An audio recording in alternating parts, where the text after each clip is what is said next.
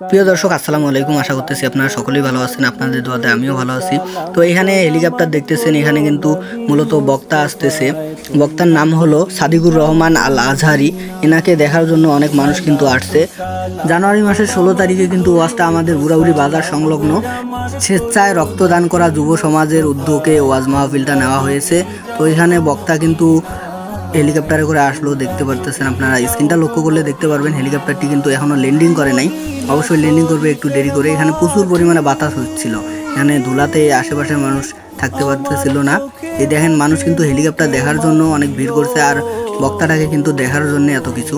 দেখেন এখানে কিন্তু প্রশাসনের লোকেরাও কিন্তু বাধা দিচ্ছিল যে ভিতরে না যাওয়ার জন্য, কারণ প্রচুর পরিমাণ বাতাস হইতেছিল। আর মানুষ কি আর বলবো ভাই, গ্রাম অঞ্চলের মানুষ যদি একবার কিছু দেখে, প্রথম যদি কিছু দেখে তাহলে অনুভূতি কেমন হয়, আপনারা যদি প্রথম কিছু দেখেন তাহলে আপনাদের অনুভূতিটা কেমন হবে।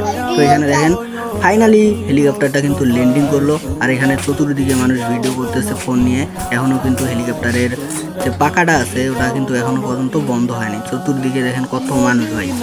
এই মানুষের মধ্যে বক্তাকে নিয়ে যাওয়াটা একটা ব্যাপার। তো নিয়ে যাওয়া ভিডিওটা আমার কাছে নাই, সেই কারণে দিতে পারলাম না।